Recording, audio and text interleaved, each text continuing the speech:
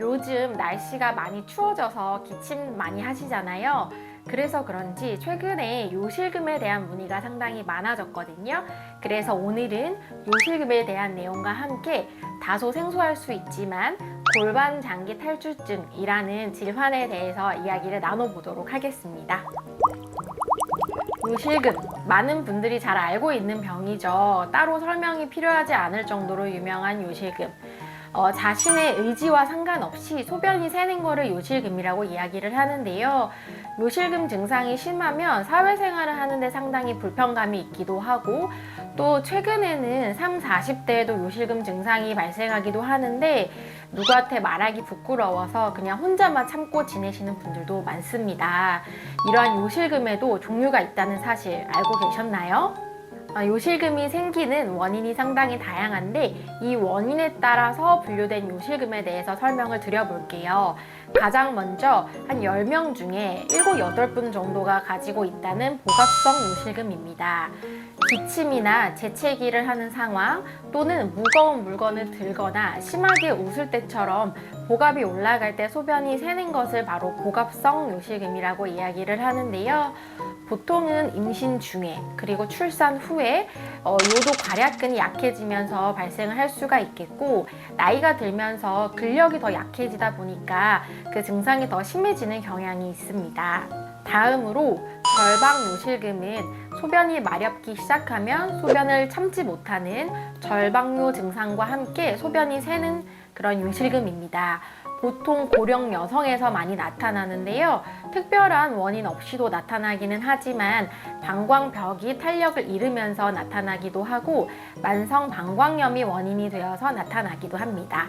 마지막으로 복압성 요실금과 절박성 요실금이 함께 나타나는 혼합성 요실금도 생각보다 흔하게 있습니다.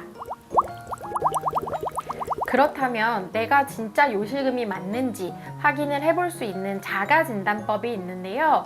항목을 제가 말씀드려 볼게요. 먼저 첫 번째는 기침이나 재채기를 할 때 소변이 샌 적이 있는지, 두 번째는 소변이 마려우면 잘 참지 못하고 소변이 새서 속옷을 적신 적이 있는지, 그리고 세 번째는 물 흐르는 소리를 듣거나 찬물에 손을 담글 때 혹은 추울 때 소변이 샌 적이 있는지, 네 번째는 소변을 봐도 개운하지 않거나 자꾸 불편감이 있는지, 다섯 번째는 자꾸 아랫배에 불쾌한 증상이 있는지, 마지막으로는 하루에 8번 이상 소변을 보시거나 자다가 일어나서 2번 이상 소변을 본 적이 있는지입니다. 이 중에 하나 이상이라도 해당이 된다면 요실금을 의심하고 산부인과 진료를 통해서 진단을 받으시는 것이 좋습니다. 요실금이 의심되는 경우에는 요실금을 진단하기 위한 검사가 있는데요. 바로 요역동학 검사입니다. 여기 보이시는 이 장비가 바로 요역동학 검사 장비인데, 이 장비를 통해서 소변에 저장하는 기능과 배출하는 기능을 확인할 수가 있어요. 여기 옆에 보시면 이렇게 소변을 볼 수 있는 그 의자가 있는데 이곳에서 직접 소변을 보면서 검사를 하는 것이고요. 이거를 통해서 그래프로 복압이라든지 요의 압력 같은 것들이 나옵니다. 이 검사를 하실 때 조금 불편할 수도 있기는 하지만 이 검사는 요실금을 진단하는 데 필요한 검사이기 때문에 건강보험도 적용이 되고 실비도 적용이 되는 검사라고 볼 수 있습니다.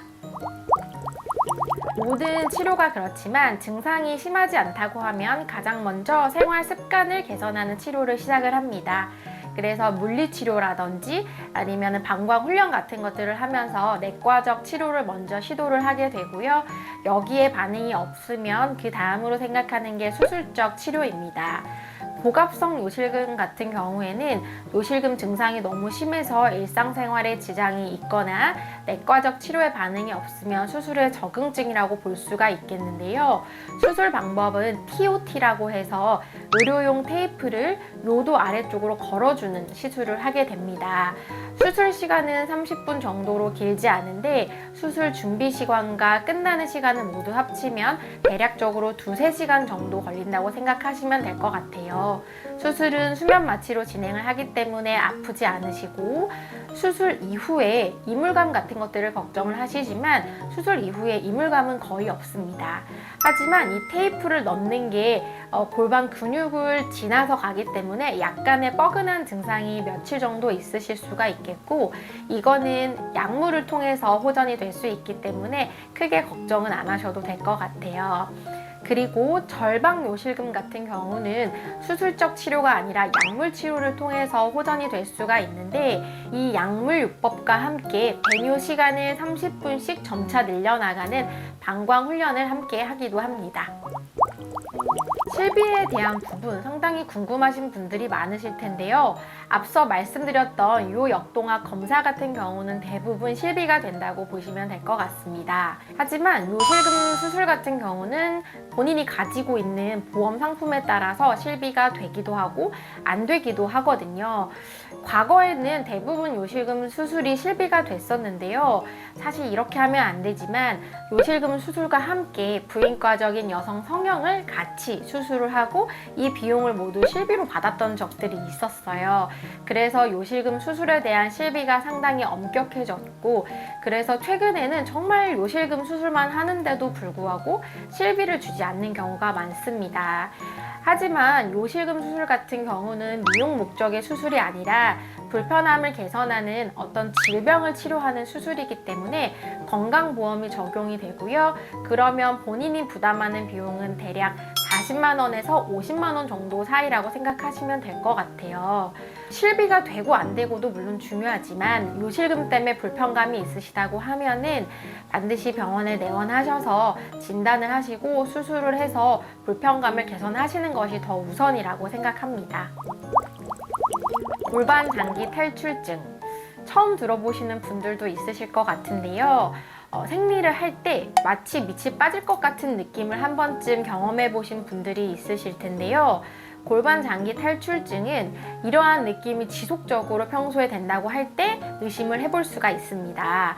우리 몸에 전상장골극이라고 해서 이렇게 튀어나온 뼈 있죠? 거기서부터 엉덩이 쪽으로 이렇게 되어 있는 부분이 골반인데, 이 골반에는 골반 안의 장기들을 뒷받침해주는 골반 기저근이라는 것이 있고, 여러 가지 이유로 이 근육이 약화가 되면은 골반 안의 장기들이 질을 통해서 밑으로 빠져나오는 그런 질환이 바로 골반 장기 탈출증입니다. 이 질병이 생기는 원인으로는 임신과 출산, 나이 등이 있다고 되어 있고요. 또 기침을 장기간 하거나 변비 때문에 오랫동안 힘을 주는 그런 습관이 있으신 분들은 이 질병이 더 악화되는 요인이라고 볼 수 있겠습니다. 골반 안에는 자궁, 방광, 장이 있는데요. 자궁이 아래로 이렇게 밀고 내려온다고 하면 그걸 자궁 탈출증이라고 얘기를 하고, 평소에 뭔가를 자꾸 깔고 앉은 듯한 느낌이 드신다고 말씀을 많이 하십니다. 그리고 방광과 장은 직접적으로 빠져나오는 건 아니고요. 그 아래 막아주고 있는 질이 불룩 이렇게 튀어나오는 건데, 방광이 앞쪽에 있거든요. 그래서 방광이 튀어나올 때는 질 앞벽이 이렇게 아래쪽으로 빠져나오게 되는 방광류라고 말을 하고, 장은 뒤쪽에 있는데 장이 빠져나올 때는 질의 뒷벽이 불룩하게 붉어져 나오는 직장류라고 얘기를 하게 됩니다. 골반 장기 탈출증의 정도를 평가하는 단계가 있는데요. 총 4단계로 나눌 수가 있거든요. 그래서 이 모형을 보셨을 때 이제 여기가 질이고 여기가 자궁인데, 그 처진 장기의 말단이 질의 상부 쪽에만 있으면 1단계고요. 질의 입구를 중심으로 안쪽과 밖으로 1cm 정도 안팎으로 나오면 2단계고요. 그 이상 나오면 3단계라고 하고요. 장기 자체가 아예 전체적으로 밖으로 빠져나오는 경우를 4단계라고 구분을 하게 됩니다. 그렇다면 이러한 골반 장기 탈출증을 과연 어떻게 치료하는지 궁금하실 텐데요. 하나씩 설명을 드릴게요. 먼저 자궁 탈출증 같은 경우에는 과거에는 그냥 밑으로 빠져나온 자궁을 제거하는 그런 자궁 절제술을 시행을 했었습니다. 하지만 최근에는 자궁을 떼내지 않고 하는 수술법들도 많이 개발이 돼서 시행을 하고 있는데, 먼저 내시경적으로 하는 방법은 자궁의 몸통을 꼬리뼈에다가 붙여주는 수술을 할 수가 있겠고요. 그리고 질에다가 의료용 실리콘을 넣어서 자궁이 밑으로 빠지지 않게 하는 수술을 할 수도 있습니다. 바로 질 임플란트 수술인데요. 제가 예전에 질 임플란트 수술에 대해서 설명을 한번 드렸었는데 질이 많이 늘어나 있는 질 이완증에서 이것을 교정하는 목적으로 수술을 한다고 말씀을 드린 적이 있었어요. 근데 이 자궁 탈출증에서도 바로 이 질 임플란트 수술이 가능합니다. 질 상방 쪽에다가 의료용 실리콘을 고정을 해서 질이 빠지지 않도록 해주고요. 이 경우에는 동시에 질 이완증도 교정이 되겠죠. 그래서 많은 경우에 이제 자궁을 떼지 않는 방법으로서 선호되고 있습니다. 방광류와 직장류 같은 경우는 약해진 질벽을 보완해주는 수술을 하게 되는데요. 약해진 질 앞벽, 약해진 질 뒷벽에 근육을 모아서 질벽을 보강해주고 늘어진 질벽을 일부 잘라내는 질벽 교정 수술을 통해서 교정을 할 수 있습니다. 임플란트 종류에 따라서는 자궁 탈출증이 교정이 안 되는 경우도 있기는 하는데요. 저희 병원에서는 드림코어라고 하는 질 임플란트 수술을 통해서 자궁 절제나 적출 없이 질 이완증과 자궁 탈출증을 동시에 효과적으로 교정하는 수술을 하고 있습니다. 네, 오늘은 요실금과 골반 장기 탈출증에 대해서 설명을 드렸는데요. 이 두 가지 질병이야말로 겉으로는 정말 티가 나지 않고 나만 아는 그러한 불편감이 있는 거거든요. 그렇기 때문에 불편감이 있으시다고 하면 참지 마시고 산부인과에 내원하셔서 진단과 치료를 적절하게 받으셔서 불편감 없는 생활을 하셨으면 좋겠습니다.